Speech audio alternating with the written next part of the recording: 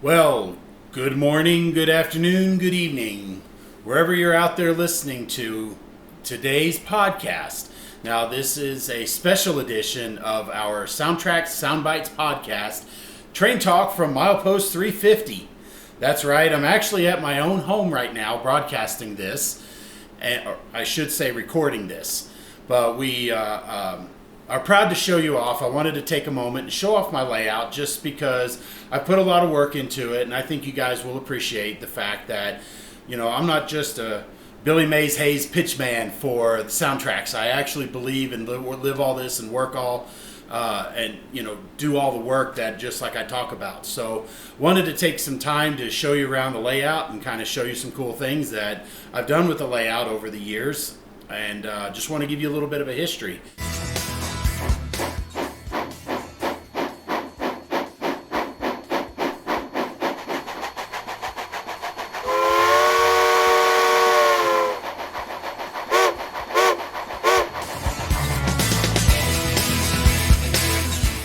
But first, I just wanted to share with this. I hope everybody had a great holiday season.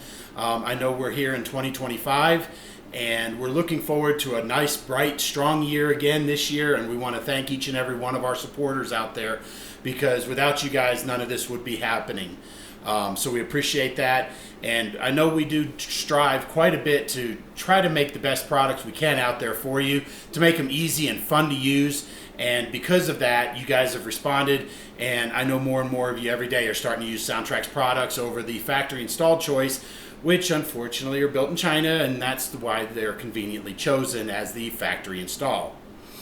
So with that, we'll go ahead and kind of bypass some of the business stuff. Today we're just going to have a little bit of fun. We're going to relax and kind of show you around the layout a little bit. Now, to give you a little bit of history, my wife and I actually bought a house just a little bit under 2 years ago, and we were renting a place that we had for years where I had a very limited one-car garage.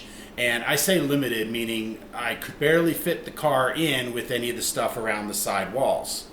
And it made my layout very, very limited. And some of you guys may recognize the section behind, because I've used this as a backdrop for many podcasts or SoundTraxx videos over the years. This is one of the old-time pieces that I've had that actually predates the new house.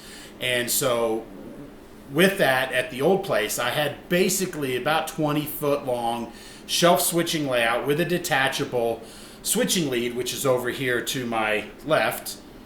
And I also had a separatable staging yard, which would span the entrance to the garage.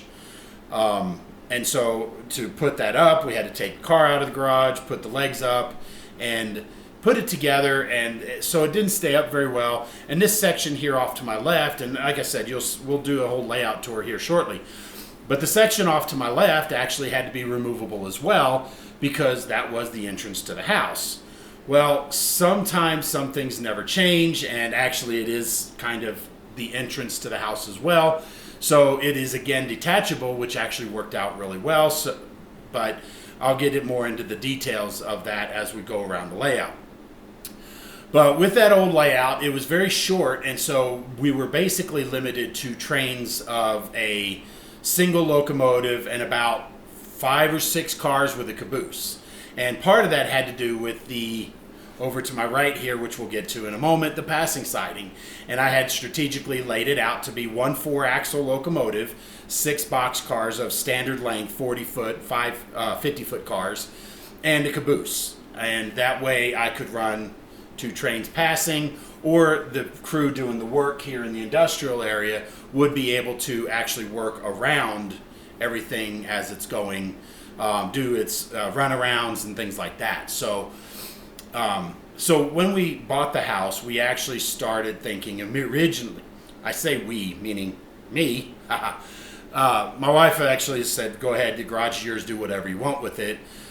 So immediately I started going into expansion. But when we first moved in, obviously the key factor, the first thing we had to do was to get the house in order. And so it was painting, it was, fixing things up and getting things where we could move in. Then once we moved in, it was settling in, unboxing everything, finding a home for it, figuring out where it's going to live, things like that. And one of the things that was a very important part of being able to move in were these shelves, aka the upper fascia for the layout. And so I built them around the garage so that I had a place to store all my trains and stuff, and then various other things up here above the layout. So it took a lot of stuff up off the floor.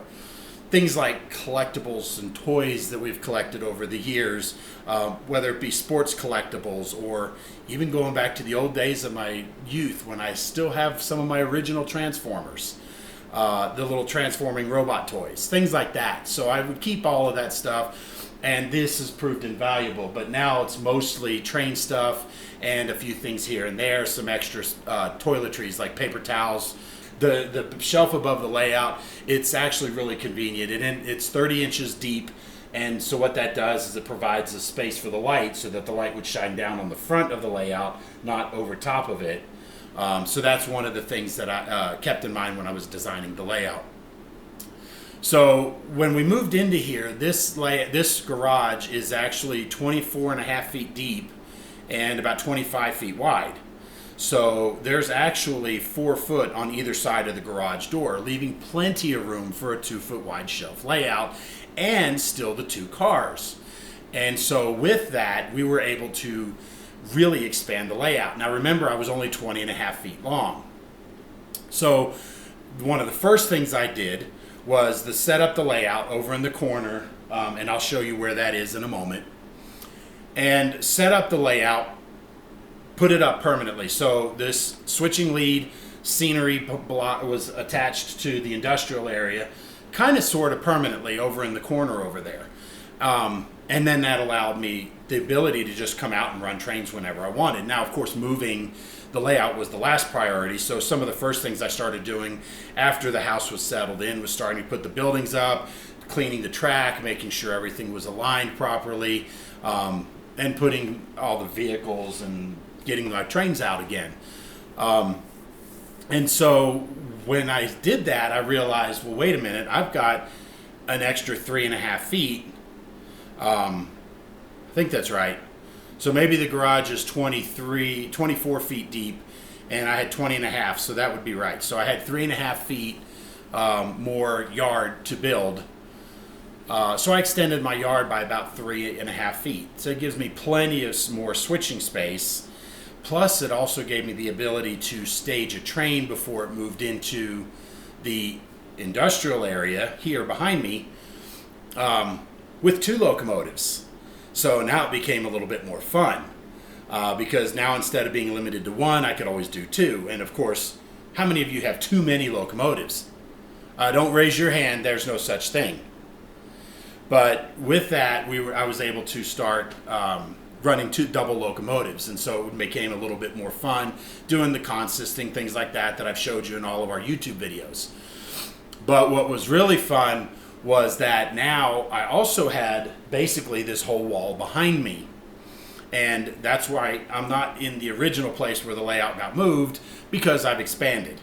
So I built another section that was just another 30 inches, because with the clearances as they had been calculated out, didn't fit 2 locomotives and the 6 cars and the caboose on the switching lead that came off of the industrial area. So I built another 30 inches on the end with some mountains, scenery, rock cut, things like that, just to kind of experiment with some scenery, but also more importantly was to give myself some expansion. Then of course, as the time progressed, started thinking, you know what, I need to do more. So with that, started the major expansion. And this will be the new sections that you guys may not have seen. Now, if you're a regular viewer of our YouTube channels, you could go back a few years. I want to say it's about 4 or 5 years. I actually did a full layout tour then. So in this case, we're going to do it on the podcast, so that way you can kind of see what I've been up to. So starting in that September area, I started gathering the wood and the materials and started building an additional 14.5 foot section that allowed me to expand the layout. So what happened was that this section and the industrial section here behind me is 14.5 feet linear.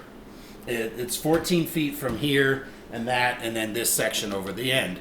So I was able to basically rebuild a new piece that way, pull this off, put it here to where it sits behind me now, and then put that expansion section between the yard and the industrial area. So now I'm able to actually have a run. So instead of coming straight from the yard to the industrial area, I now have a little bit of a run. And the great thing was it's also changed the way operations are done. So the grain turn, for example, in a different way of trying to avoid running trains into the yard, we would come down the switching lead. Well, now, because of the run down on the other section, everything can be done one end, and it saves about 6 moves back and forth, the scissoring back and forth to make the job a little faster. So September I started that and started trying to plan out how I wanted to do everything. So worked on that through the winter, and I was pretty happy with it. So I had the newest section over, then I had the industrial area here, so it gave me something to do, and then I had the 2 switching leads, which were now removable sections because they had to go jut into the center of the garage, where unfortunately my wife parks her car. So we couldn't run operations that way all the time, but I could put up one of these and still avoid the car for the most part. So over the time, that was great. Everything was good, and I've been working on a lot of the scenery materials and things like that. So you'll see exactly how much I have actually done in a relatively short period of time. Then I had a really good friend of mine come over, and he visited somewhere. I want to say it was around April of 24. He comes over, and he sees the layout. And he tells me, he says, "Oh, you should build another industrial area over here, give you some more switching place." And I said, "Well, that's great, that's a good idea, but where am I going to store it?" Well, I found a place to store it, so I built it. So starting in June of 2024, I started the section that you'll see, the new switching industrial, which is actually behind the camera right now, and actually opens up and gives me 3 more industries, with the team track in there being kind of a universal industry. So I can put just about any freight car I want in that area, but it gives me 3 more industries, and I'll show you all of that. Scenery, I would say, is probably 98% complete. I need to do a lot of trees, and there's a couple of bare sections here and there that you'll find that I haven't quite figured out exactly what I want to do with it. So with that, let's go ahead and take a tour of the layout. So I'm going to go ahead and reposition the camera, and we're going to move you around in segments so that way you can see the sections that we're going to talk about and how the layout came together. So that way, and then we'll do a quick overview, kind of a walkthrough to show you the full layout in its entirety. So I'm going to go ahead and move the camera, and just like now we're over here in the yard area. Now this is one of the original sections of the yard that I had built originally at the old house when I moved up here going on over 16 years ago. But when I built this section, all I basically had was from right here just in front of the camera, so you'll see this highway overpass, this was all part of it. This was a scene I was trying to recreate that I had seen in the Model Railroader magazine, one of their model railroad planning. I saw a bridge overpass with the yard kind of completing under it, and I kind of wanted to do it because looking at it from your perspective, which obviously is out of the camera right now, created a really cool scene. So I wanted a small yard that I can do something with, and then the yard actually ended here.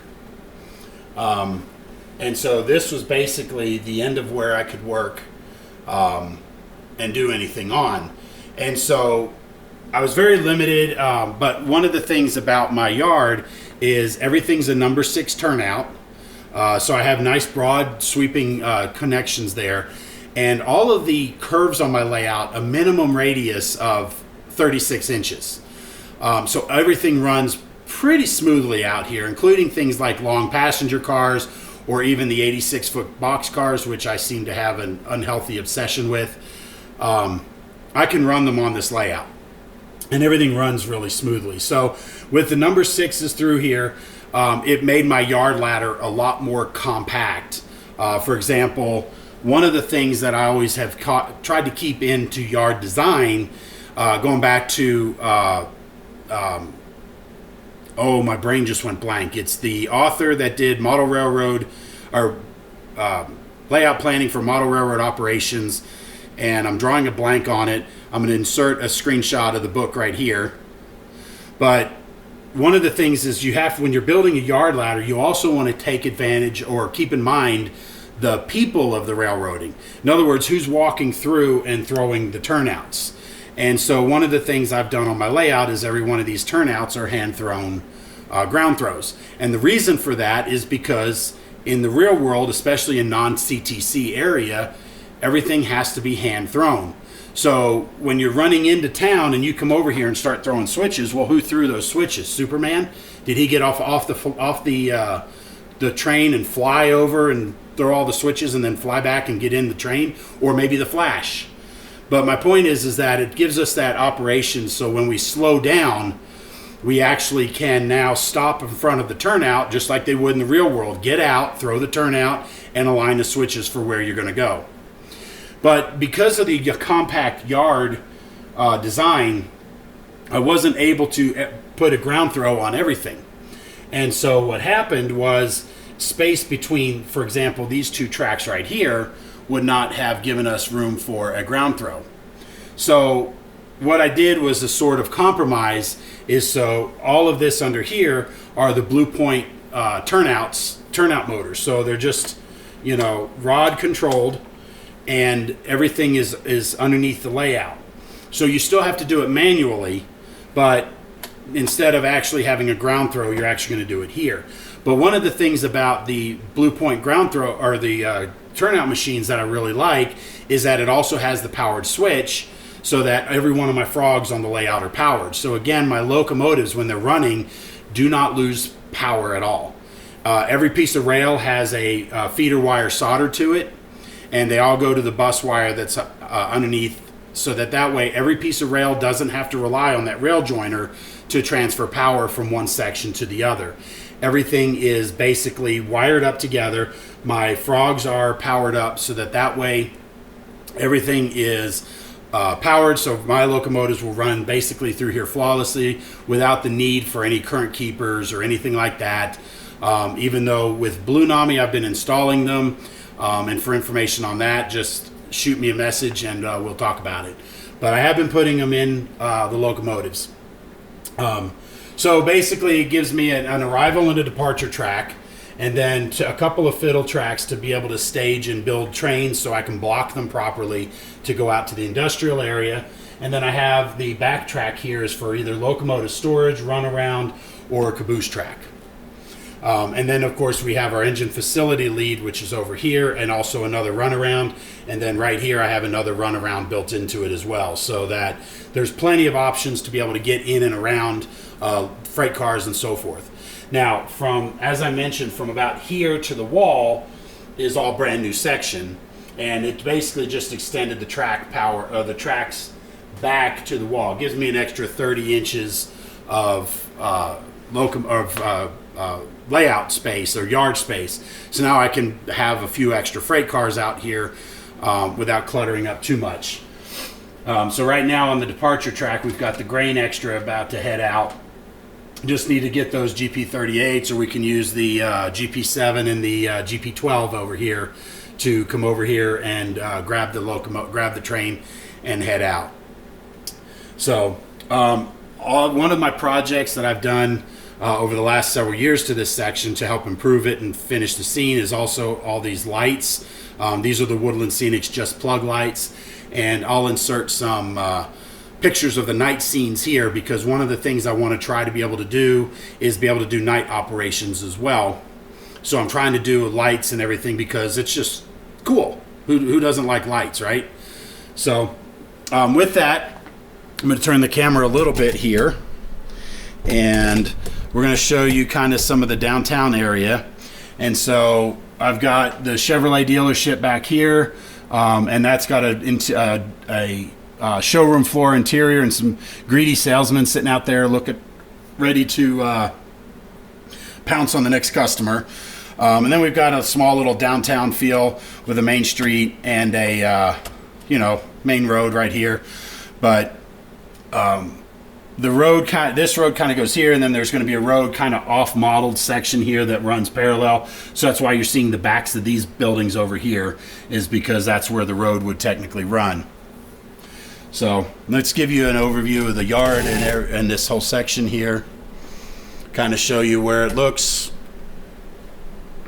Now, for those of you listening on audio, I apologize. I can't really do much more description, but you can kind of see there's the yard office, or the yard watchtower, whatever you want to call it. There's the small shop building. This is just a simple pike stuff building thrown together, with a parking lot back there.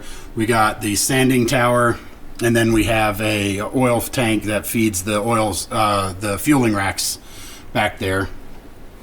And as you can see, we've got the little road that will parallel the service road for the actual yard itself. So kind of see how this all goes together. Now, as some of you guys know, I'm also into hockey, so I put my hockey sticks up here, lean them up there.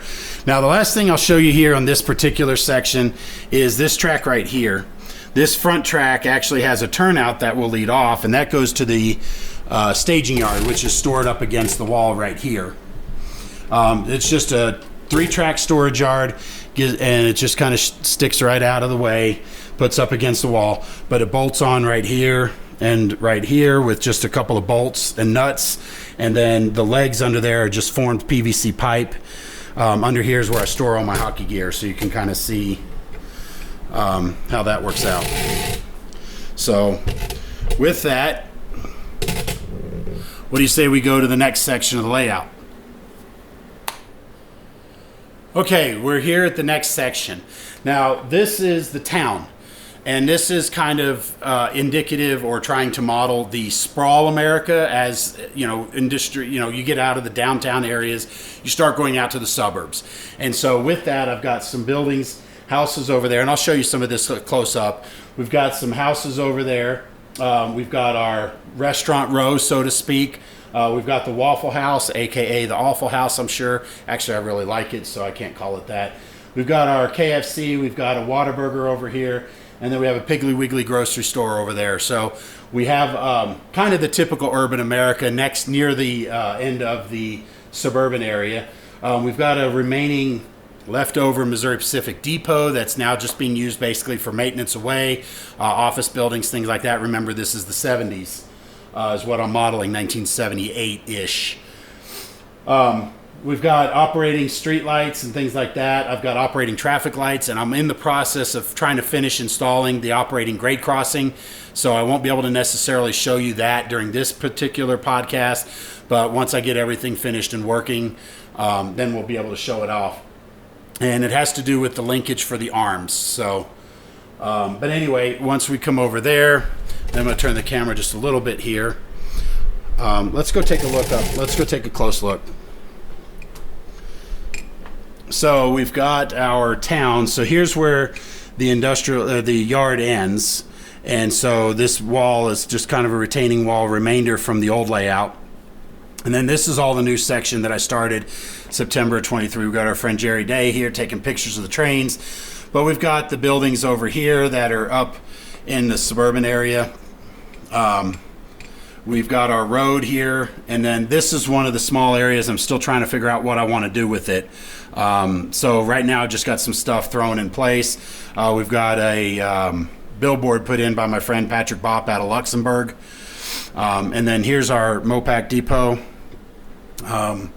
Then we have the Waffle House. That's a Summit Custom Cuts building kit that I put together, and I've actually done a detailed interior, or at least started to work on an interior. We've got our KFC, which again has a full detailed interior inside of there, complete with people, and I've actually lit it up. So like I said, I'll show you some of this at night. Then we have our Piggly Wiggly back there in the corner. and I'm in the process of finishing wiring up all the parking lot lights. And then we have the Whataburger over here, which has a full interior, and I've actually lit this up as well, so we'll do a tour. And then here's the grade crossing gates and everything, and like I said, the issue is I need to get these wires the wires actuator arms there. Everything's mounted, I just need to do it, but I keep bending the wires out of contortion, and they break, and I now have to tear it all up and redo it again. So 3 times I'm kind of irritated by it, but hey, sometimes the best of us can't do it the first time. So we're doing parking lots. I still need to stripe this parking lot and put the drive-through window and all that stuff in here. Now over here, this is our MKT interchange. Now you're seeing some of the extra, and this is where we curve around the side. Now this is where I originally set the industrial area that was from the old house over there. This is where it was, but this is all brand new expansion since September of 23, where we added in an MKT interchange. So we've got an interchange track where we can come in and pick up cars, so forth. Over here, we've got our diamond, we've got our tower, and we have the MKT locomotive over here, just as a reminder that it is the MKT interchange. So, and the idea behind this is really just kind of give it a scenic break, so that with less industry and things like that, that we can actually run the train somewhere rather than give it train feel like it's going somewhere rather than just running from one to the other. Because in the old house with the yard right next to the industrial area, in the real world, trains are longer than that entire section. So from that perspective, it was kind of a little bit silly to run a train from the yard to the industrial area going less than a train length. But like I said, we've got our scenic break here, and we come down into this, and then now this is going to be the familiar section. So there were a few changes here. This is Belfour Plastics. This actually used to be here in this area. As you can see, the vacated space by the plastic silos over there. But what I did was I extended this track over and across and into the new section, and then replaced it with a Callahan Auto Distributing building. I've talked about this in some of my layout tours that are and things like that I've done on my personal YouTube channel. Callahan Auto, if you guys aren't familiar, is from the movie Tommy Boy. And this is actually the Tommy Boy, whatever it was, 67 Plymouth or something. Hold on, it says it right there. Yeah, 67 Plymouth GTX. That was actually in the movie. This was part of a series of cars I saw at the Walmart that were movie related. So naturally with that, I had to build a Callahan Auto. And then there's one of those 86-foot box cars that I'm obsessed with. But anyway, overall, I think this has turned out really good. Like I said, I would love to have more trees because I want to fill this whole area in over here, and then also over here. But I don't want to make it too difficult to reach back there and be able to connect and disconnect locomotives. And so one of the other things, we've got our service road right here. So I'm going to put up some fencing along the parking lot of the Walmart over here. Or I'm sorry, the Whataburger.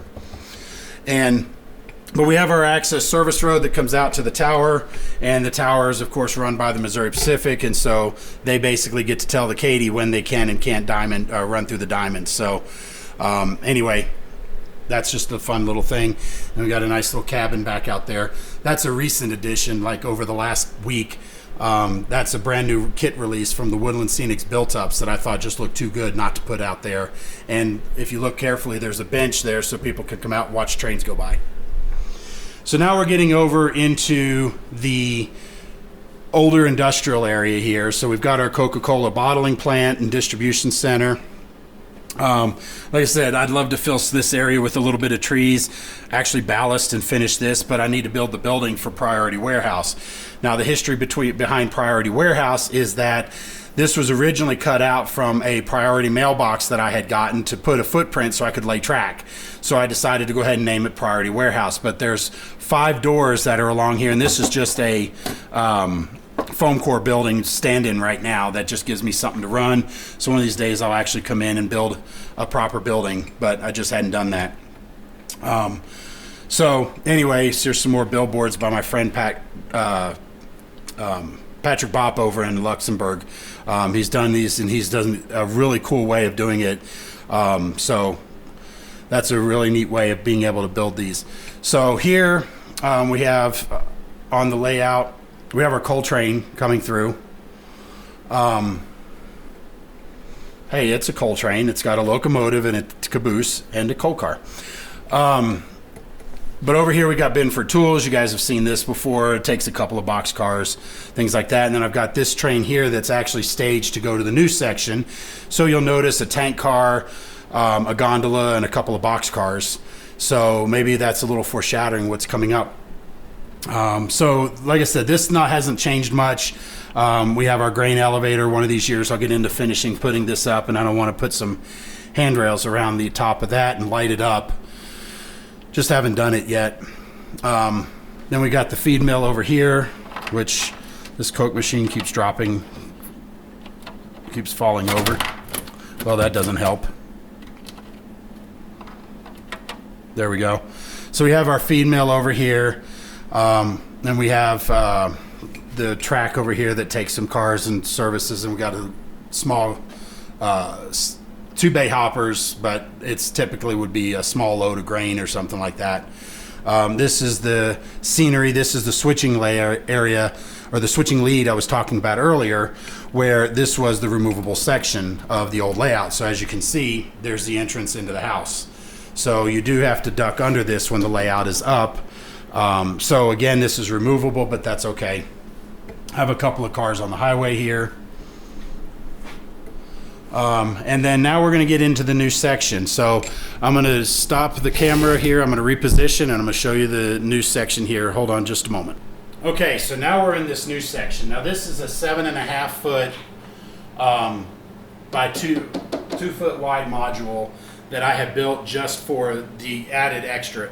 This was the challenge that my friend had said, oh, you need to build a new section to have some more switching. So I did, and here it is. I started this in June. I started building this in June of 23. Kind of laid out the track, had to gather it all, and I've actually done a couple of videos on the What's Neat podcast, the monthly video for Model Railroad Hobbyist, showing how to space the ties out to make it look like a lesser used main line an industrial branch line rather than a heavy used main line. Over here, as I mentioned, we have 3 industries. We have Sanford & Son Salvage over here, which many of you guys may recognize as a throwback to the Sanford & Son TV show that was run in the 70s. They expanded and got into scrap metal. Then over here in front, we have our Team Track. And I'm moving the camera, so I apologize for the shaking. And then behind that, we have Zapata Oil. And this is an oil facility. As I mentioned in one of our recent podcasts, the building of the loading platform with the see-through grating. So these are just stock Walthers kits with the exception of the floor that I rebuilt. So the way this is laid out, there's actually a road that runs this way. And so the road comes over here. So the pull in the parking garage is behind, or the parking lot is behind the front of the building. This is actually the back of the building, but you wouldn't see the front of it facing the Team Track. And so it has the access door there on the side so somebody can get out and do whatever they need to do. But behind here is going to be the parking lot, and then there's another road that runs parallel but to the tracks behind the modeled section.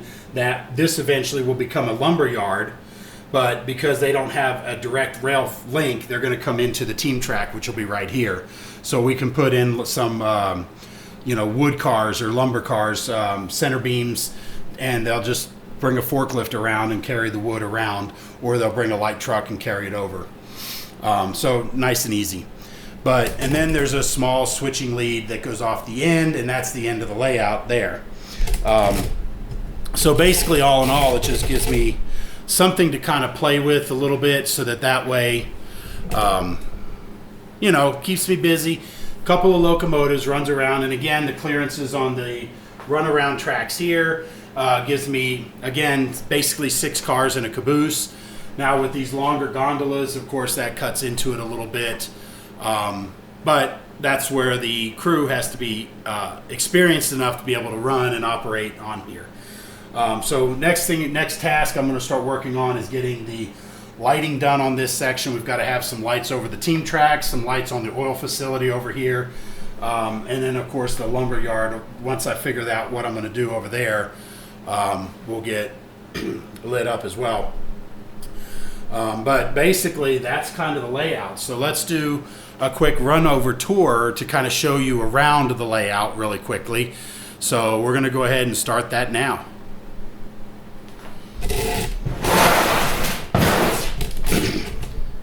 So starting here with this industrial lead over here, like I said, it's just a switching lead to give myself clearance between the points and over here. So I've been doing a lot since in the last couple of years being here. So you can kind of just do a quick flyover and see the layout. And this is one of the things I need to keep the trees coming in here to create this, to kind of hide the backdrop as being a backdrop. And so I need to build a lot more of these type of bottle brush trees, things like that, to fill in that area. Maybe a few here, but not enough to block the access to the turnout or the joint section of rail. We have the highway overpass. And then, like I was showing you here, this housing farm area, the feed mill, and then the industrial area as it is.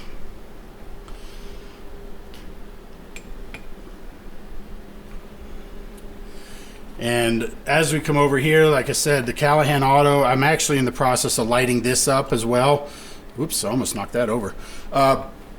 So watch for some of the videos of that, but I just got done building an interior into the office here, so you can see Shirley barely in there, but I haven't lit it up yet, so hopefully that's coming through clean enough. But that's a full detailed interior. Then we have our plastics facility. It takes a couple of box cars and a hopper car over here. And we have our MKT interchange as we walk through. Now we're coming over to the urban sprawl, so you can see the front of the Piggly Wiggly over there. The the striping, the traffic lights, like I said, they're not actually illuminated at the moment, but I'll turn them on here and we'll do another walkthrough in night vision. We have our street lights, we have our urban housing area over here. Oh look, guy after my own heart, smoking out some meat in the backyard there. So anyway, we keep going, and then we get into the yard area, and then we have our downtown.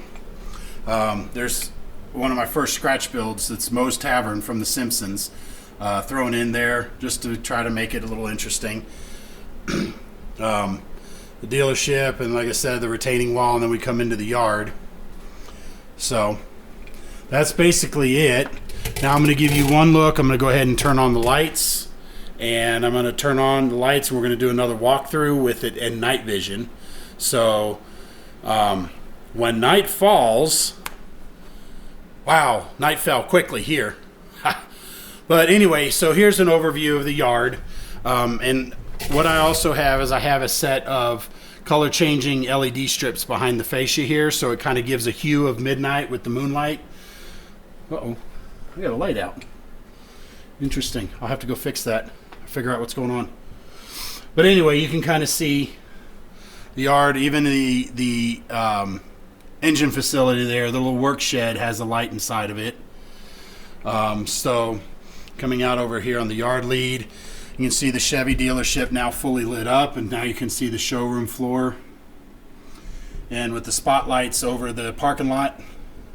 And then of course we have our downtown area where you can see all the lights on the street lights. We have some of our buildings have some lights in them. The houses, I got to work on this one because there's too much of a glow through the wall. I don't like that, but that's why it's not finished. This is an old Revell kit that my mother had put together for her grandfather when she was a kid, and so I'm restoring it. So I took it all apart, cleaned it up, put it back together, but that light in there showed the glow through the wall, and I got to fix that and haven't had time to do it. So inside here we have a yard office, and you can, if you can coming through cleanly enough, you can see the guy inside there. Then we have our street lights as we go through. And then we have our intersection here. You can see the operating traffic lights. And that's a circuit by East Coast Circuits. And when I get everything done, it's going to work interactively with the crossing in front. So then here's the KFC. Like I said, fully detailed interior. And I've got the parking lights, the parking area lights all around here to highlight. And then you can see the Waffle House there has a interior inside of that. Hopefully that's coming through clean enough. The parking lot of the Piggly Wiggly doesn't have all the lights up yet, but those other two here in the center, I just installed those recently, so those will get lit up here shortly. And then we have our Whataburger, and as I was saying, it has a full interior inside of there. And you can see inside there they're ordering. Whoops. There we go. You can see people in there ordering. But I did light that up as well. Now, this section here in the industrial or the Katy interchange, I just wired in these, or just installed some lights, so the roof of the tower will be lit. I've got a parking lot area light, and then of course the Woodland Scenics cabin up there will be lit. And then unfortunately I don't have a whole lot more lit beyond. The Coca-Cola sign lights up, but that's on a switch and a battery, so I have to do that manually. But you can see these gates actually work. So those actually work. These will be lit up. About the only other lights I have already installed is some of these here inside the Binford tools, and various lights will turn on and off and cycle. And I actually did do somewhat of a interior here in the warehouse section, so you can kind of look in there and see some warehouse stuff. But the only other lights I've done is over here on this switching lead with the highway overpass. There's a couple of highway lights that are overshining, and then there's one here for right near the crossing. But if you look at the house, there's a flickering blue light in there trying to simulate maybe a television that's on. So anyway, so there's a tour of the layout, and of course the new section doesn't have anything lit yet, and there's no strip lights over above it. So all right, time for daybreak. So guys, I hope this was fun for you. I certainly enjoy showing off the layout. It's obviously one of our greatest things of the hobby is sharing and talking about the hobby and the layout that we built and how we built it. So if you have any questions, feel free to ask. We'll get to all the questions as soon as, when we can. But I hope you've enjoyed this quick look into, well, I don't know if it's quick anymore, but this look into my layout and the tour, kind of talking about the different facilities and things like that, and quite honestly the expansion that I've done since we moved into the new house. So I guess that's everything I've got right now. So be sure to give this video or this podcast a like in whatever platform you're watching it in. We appreciate it, and also be sure to subscribe and click that notification bell so that you can be notified any new time that a new podcast comes up. We got a lot of great stuff coming up in 25, so we can't wait to share all that with you. Talking about some new projects. You may or may not have seen one or two on the layout here that'll come into a future podcast. Discussion of some stuff that I've done, because there's 2 locomotives on the layout that were part of my holiday projects. So hopefully you guys will be able to pick those out and see them on a future episode of one of our podcasts, Train Talk podcast. So with that, I bid you guys farewell. Thanks for watching. And yeah, if you have any comments, feel free to comment below. Let us know.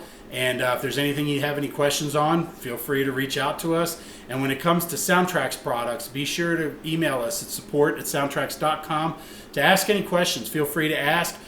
We are fully capable of being able to help answer your questions. Make sure to come to the experts first, the people who designed the decoder, so that way we can get you the proper information without going to the wild west of the World Wide Web. So guys, with that, I'm going to bid you farewell. Thanks for watching, and we'll see you next time on the Train Talk Milepost, back at Milepost 141 next time. Thanks for watching. We'll see you next time.